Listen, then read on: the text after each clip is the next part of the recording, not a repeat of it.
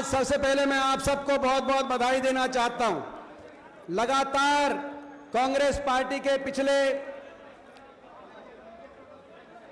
कई महीनों से जो कार्यक्रम चल रहे हैं, पहले राहुल जी की भारत जोड़ो यात्रा, उसके बाद हाथ से हाथ जोड़ो कार्यक्रम, हम लगातार हर रोज कार्यक्रम कर रहे हैं प्रदेश के कोने कोने में।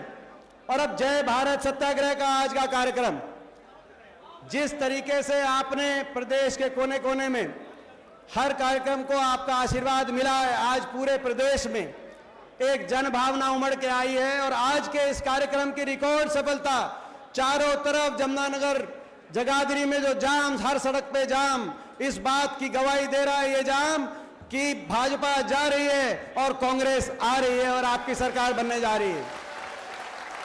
बधाई आपको देना चाहता हूं। 1 साल बचा है, चुनाव का बिगुल बज चुका है। ठीक 1 साल के बाद लोकसभा चुनाव, और उम्मीद की जा रही है लोकसभा चुनाव के साथ विधानसभा चुनाव भी होगा। ये स्वयं गृह मंत्री अमित शाह जो आए थे अभी हरियाणा में 2 दिन का उनका प्रोग्राम था। पहला दिन कैंसिल हो गया, गोहाना में रैली थी, लोग नहीं आए। लेकिन जब दूसरे दिन वो आए, जाते जाते कह के गए कि साथ तैयारी रखना भाजपा के कार्यकर्ताओं, इलेक्शन इस बार साथ कराना पड़ सकता है। यानी कि उनको भी समझ में आ गया कि प्रदेश सरकार के पंजे उखड़ चुके हैं। किसी तरीके से विधायक लोकसभा तक तो काबू में रहेंगे, मगर लोकसभा के बाद यही विधायक काबू रखने मुश्किल हो जाएंगे। 1 साल बचा है। 1 साल के बाद प्रदेश की जनता को, देश को, आपको फैसला करना है। आपने देखा 9 साल की सरकार, प्रदेश की सरकार, देश की सरकार, इनके कार्यकाल को आपने देखा। वो हरियाणा जो 2014 से पहले कांग्रेस की सरकार में, हुड्डा सरकार में, वो हरियाणा जो देश में विकास में नंबर 1 पे होता था, प्रति व्यक्ति आय में हम नंबर 1 थे, विकास दर में नंबर 1 थे, प्रति व्यक्ति निवेश में नंबर 1 थे, कृषि उत्पादकता में नंबर 1 थे, खिलाड़ियों के मान सम्मान में देश में नंबर 1 थे, गरीब की कल्याणकारी योजनाओं में देश में सबसे आगे थे, बड़े बुजुर्गों की पेंशन देश में सबसे ज्यादा थी, गन्ने का भाव देश में सबसे ज्यादा था, और भाईचारे में देश में सबसे आगे थे। नाम दिया जाता था, मिसाल दी जाती थी। आज वो हरियाणा 9 साल की इस खट्टर सरकार के बाद, 9 साल की इस भाजपा सरकार के बाद विकास में तो पिछड़ गया। 19वें पायदान पे नीति आयोग बता रहा है, लेकिन आगे पहुंच गया, देश में नंबर 1 बन गया। तो किस बात में? बेरोजगारी में देश में नंबर 1, ना इंडस्ट्री आई, ना प्राइवेट के अंदर नौकरी, ना सरकारी रोजगार निकली। बेरोजगारी में देश में नंबर 1, महंगाई में देश में नंबर 1, भ्रष्टाचार में देश में नंबर 1, अपराध में देश में नंबर 1, और कर्जे में देश में नंबर 1। जैसे बता रहे थे अभी वरुण और भूषण बत्रा जी बता रहे थे, हमारे विधायक, देश में सबसे कर्जावान प्रदेश बन गया। मैं पूछना चाहता हूं इस सरकार से, खट्टर साहब से, कर्जा तो चढ़ा, लेकिन ये कर्जा गया कहां? क्या काम हुआ 9 साल में? हमारी सरकार थी, हरियाणा को 4 शहरों को हरियाणा के मेट्रो से जोड़ने का काम हुआ था, गुड़गांव, फरीदाबाद, बल्लभगढ़, बहादुरगढ़। आपने 1 इंच मेट्रो आगे बढ़ाई क्या? मैं पूछना चाहता हूं। 3 रेल की लाइन हमारी सरकार में हरियाणा में बिछी थी और 3 सैद्धांतिक मंजूर हो गई थी, जिसमें एक यमुनानगर की रेल की लाइन भी थी। आपने 1 इंच भी रेल की लाइन बिछाई क्या? मैं आपसे पूछना चाहता हूं। 4 थर्मल के कारखाने बिजली पैदा करने के हमारी सरकार के समय हरियाणा के कोने कोने में, जिसमें एक यमुनानगर में भी लगा था। खट्टर साहब, आपने 1 थर्मल का कारखाना पूरे प्रदेश में कहीं लगाया क्या? हमारे समय 12 विश्वविद्यालय प्रदेश के कोने कोने में, रेवाड़ी में इंदिरा गांधी विश्वविद्यालय से लेकर, महेंद्रगढ़ के सेंट्रल यूनिवर्सिटी से लेकर, लाला लाजपत राय यूनिवर्सिटी हिसार से लेकर, पंडित भगवत दयाल शर्मा यूनिवर्सिटी रोहतक से लेकर, प्रदेश के कोने कोने में 12 विश्वविद्यालय बने थे। आपने 1 विश्वविद्यालय बनाया क्या? जब हमारी सरकार थी 6 मेडिकल कॉलेज प्रदेश के कोने कोने में बने थे। कल्पना चावला मेडिकल कॉलेज करनाल से लेकर, भगत फूल सिंह महिला विश्वविद्यालय मेडिकल कॉलेज खानपुर में। आपने पूरे प्रदेश में कहा कि हर जिले में मेडिकल कॉलेज बनेगा, मगर 9 साल में कोई 1 मेडिकल कॉलेज आपने बनाया क्या? जब हमारी सरकार थी प्रदेश के, जब हमारी सरकार, मैं आग्रह करूंगा भाई 2 मिनट आराम से, जोश है मगर जोश के साथ होश। जब हमारी सरकार थी, प्रदेश के गरीब आदमी को 4 लाख गरीब परिवारों को 100-100 गज के प्लॉट फ्री में देने का काम हुआ था और 3.5 लाख परिवारों को प्रियदर्शनी इंदिरा गांधी आवास योजना के माध्यम से मुफ्त में मकान बनाने का काम हुआ था।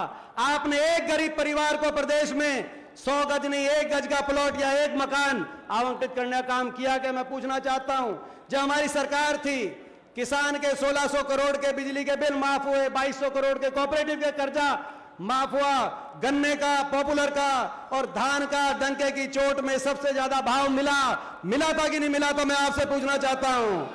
और खट्टर साहब आप बताओ, आपने एक भी किसान को 1 रुपए का कोई राहत देने का काम किया क्या किया? जो कर्जा इतना बढ़ा दिया, मैं बताता हूं क्या किया।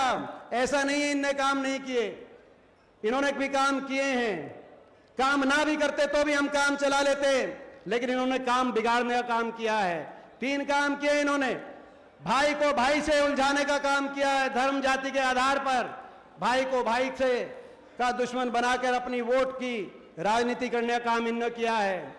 इन्होंने प्रदेश को भ्रष्टाचार, प्रदेश की विकास की यात्रा को भ्रष्टाचार भेंट चढ़ाने का काम किया है और इन्होंने हर वर्ग को अपमानित करने का काम किया है, हर वर्ग के मान सम्मान की पगड़ी को रोंदने का काम किया। ऐसा भ्रष्टाचार आपको याद होगा, लोग इतने दुखी थे इस सरकार से।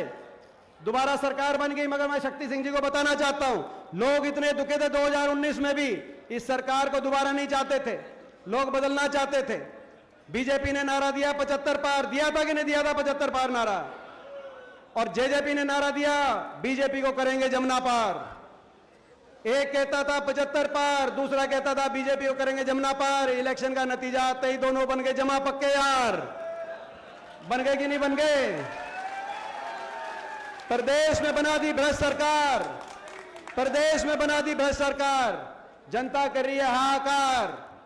और अब कहते हैं जेजेपी वाले, नहीं याद आई है उनको, 4 साल के बाद याद आई है। मैं देख रहा था बयान जेजेपी के संस्थापकों का, उन्होंने कहा कि हमारा मन था कि हम हुड्डा साहब को समर्थन दें। आपने भी बयान पढ़ा होगा, 2-3 दिन पहले बयान आया हुआ है कि हमारा मन था, हम तो हुड्डा साहब को भी समर्थन दे सकते थे। बड़ी जल्दी याद आ गई। 4 साल तक मन की बात मन में थी, मगर जब आज प्रदेश के कोने कोने में हर व्यक्ति के दिल के अंदर हुड्डा साहब का नाम आ गया, हर आदमी की जबान पे हुड्डा साहब का नाम आ गया, तो आपको आज हमारी याद आ गई। तो आज आपको हमारी याद आ गई।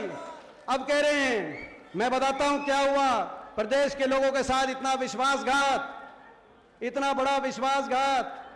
लोगों को कहा कि 5100 पेंशन पे समझौता कर रहे हैं। मैं पूछना चाहता हूं, आपको याद होगा वो प्रेस कॉन्फ्रेंस दिल्ली में, जेजेपी पार्टी ने कहा 5100 पेंशन पे समझौता हो गया। एक तरफ अमित शाह खड़े थे, दूसरी तरफ खट्टर साहब खड़े थे। मैं आपसे पूछना चाहता हूं बड़े बुजुर्गों से, वो 5100 पेंशन आपकी आ रही है या नहीं आ रही है?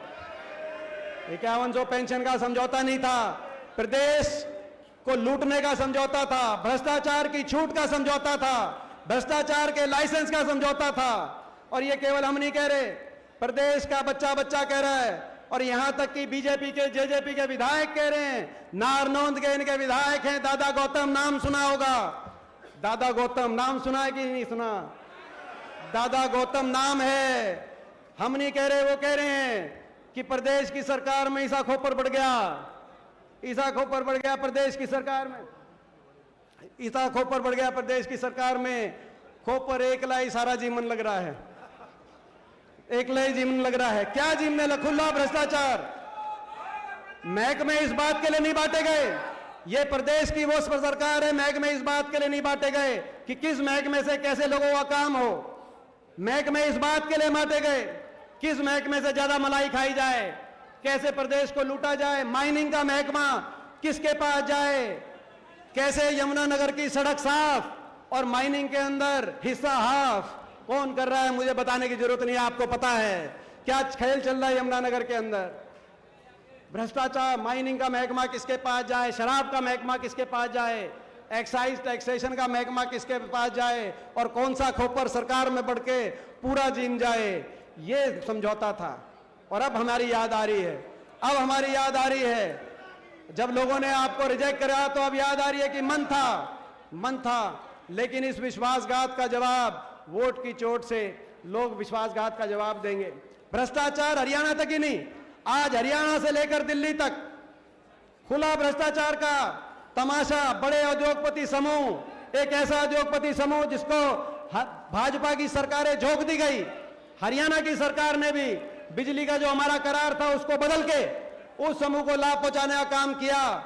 और जब बात राहुल गांधी जी ने उठाई तो राहुल गांधी जी की बात को कुचलने के लिए, बात को दबाने के लिए, क्योंकि भ्रष्टाचार में मैं पूछना चाहता हूं आपसे, भाजपा के इस भ्रष्टाचार के खिलाफ निष्पक्ष जांच की मांग करना क्या राष्ट्रहित नहीं है? क्या देश इसमें बीजेपी की भ्रष्टाचार की जांच होनी चाहिए कि नहीं होनी चाहिए? मैं आपसे पूछना चाहता हूं, एक बार हाथ उठा के बताओ कि जांच होनी चाहिए कि नहीं होनी चाहिए। ऐसा भ्रष्टाचार, बीजेपी कहती थी काला धन आएगा, नारा था काला धन आएगा, सबके खाते में 15-15 लाख आएंगे, बांटे आएंगे, काला धन लाएंगे। काला धन तो आया नहीं, लेकिन काले धन वालों को बीजेपी में ले आए, यही बात बनी है। आज काले धन वाले जो भी पकड़ा जाता है, एक ही फार्मूला है बीजेपी में, बीजेपी ज्वाइन कर जाओ, रातों रात काला धन सफेद हो जाएगा, भारत देश भ्रष्टाचार से मुक्त हो जाएगा। यह फॉर्मूला चल रहा है इनका। और इसीलिए राहुल गांधी जी ने आवाज उठाई। और भाजपा ये सोचने की गलती ना करे कि राहुल गांधी जी की कांग्रेस पार्टी की आवाज को वो दबा पाएंगे। ये वो आवाज, ये सत्य की आवाज है, राजनीतिक नैतिकता की आवाज है। इस आवाज में हम सब की आवाज शामिल है। भाजपा में जितना जोर है, मोदी सरकार में जितना जोर है, वो पूरा जोर आजमाइश कर लें। देश के कोने कोने में ये आवाज गूंजेगी और सबसे ज्यादा इस आवाज, कहीं ये आवाज सुनाई देगी तो वो हरियाणा की इस कर्म भूमि में सुनाई देगी। आज हम ये कहना चाहते हैं। इस सरकार में आखिरी बात कहते हुए अपनी बात समाप्त करता हूं। आखिरी बात कहते हुए मैं समाप्त करता हूं अपनी बात। इस सरकार ने एक और काम किया, भाई को भाई से लड़ाया, भ्रष्टाचार भी किया, लेकिन एक और काम किया। अगर काम नहीं करते तो भी हम काम चला लेते, लेकिन इनको इस सरकार ने, खट्टर सरकार ने आपके और हमारे मान सम्मान को गिराने का काम किया। आपको और हमको, पूरे प्रदेश को अपमानित करने का काम किया। कोई वर्ग नहीं ऐसा जिसको अपने हाथों के लिए सड़क पे नहीं आना पड़े, और कोई वर्ग नहीं ऐसा जिनका अपमान इस सरकार ने ना किया हो। मनरेगा का बजट खत्म हो गया, मनरेगा के मजदूर करनाल में आए प्रदर्शन करने, उन पे लाठीचार्ज। गांव के सफाई कर्मचारी, ग्रामीण चौकीदार, गरीब आदमी, वो अपने मानदेय बढ़ाने पंचकुला में आए, उन पे लाठीचार्ज। कर्मचारी ओल्ड पेंशन स्कीम के लिए सड़क पे आए, कर्मचारियों पे लाठीचार्ज। छोटे छोटे बच्चे, स्कूल बंद हो गए, 9 साल से शिक्षकों की भर्ती नहीं। सबसे ज्यादा स्कूल यमुनानगर के अंदर बंद हुए, यहां से शिक्षा मंत्री हैं, बताना चाहता हूं मैं शक्ति से, सबसे ज्यादा स्कूल यहां बंद हुए। हर स्कूल के आगे बच्चे बैठे, उन बच्चों को बताया कि कांग्रेस द्वारा प्रायोजित कोई ऐसा वर्ग नहीं। और सरपंच सोचते थे छोटी सरकार है, बाकी सब पे लाठी पड़ी होगी, लेकिन सरपंच तो छोटी सरकार है, सरपंचों की सरकार मानेगी। सरपंचों के अधिकार छीन लिए तो सरपंचों की भी अच्छी तसल्ली बिठा दी। और किसान 1 साल तक, मैं ये आखिरी बात कहते अपनी बात समाप्त करूंगा, हर वर्ग को अपमान सहना पड़ा, मगर सबसे ज्यादा अपमान किसान और मजदूर को। 1 साल तक आंदोलन चला, इन धरनों पे लाखों करोड़ों की संख्या पे हमारे भाई, बड़े बुजुर्ग, काका ताऊ, हमारी बड़ी बुजुर्ग महिलाएं बैठी रही, किसी ने सुध नहीं ली। एक के बाद एक मजाक उड़ाया जाता था किसानों का, 750 किसानों के घरों के चिराग बुझ गए। हम जाते थे, मैं धन्यवाद करता हूं हुड्डा साहब ने और विधायक दल ने, कांग्रेस ने फैसला किया कि हर परिवार के घर 2-2 लाख पहुंचाएंगे। हम हर किसान परिवार के जाते थे, 2 लाख रुपए देते थे, आंसू पोंछते थे। और अगले दिन उस संसद में मैं जाता था जिस संसद में देश के किसान का मजाक उड़ाया जा रहा था। मेरा सौभाग्य है कि मैं पिछले 19 साल से देश की सबसे बड़ी पंचायत का सदस्य हूं। शायद मेरी आयु में किसी को अवसर ना मिला हो, लेकिन मेरा दुर्भाग्य है बहुत बड़ा, मैं ऐसे समय उस देश की संसद का, उस पंचायत का सदस्य था जब 14 भाजपा के, प्रदेश के 15 सांसदों में से 14 भाजपा के, एकमात्र विपक्ष के सांसद के रूप में मैं जब देश की संसद में जाता था और सरकार से कहता था कि इनकी बात मानो, और बात नहीं मानते कम से कम इनको नागरिक मानो देश का, इनको इंसान मानो। ये किसान भी देश के नागरिक हैं।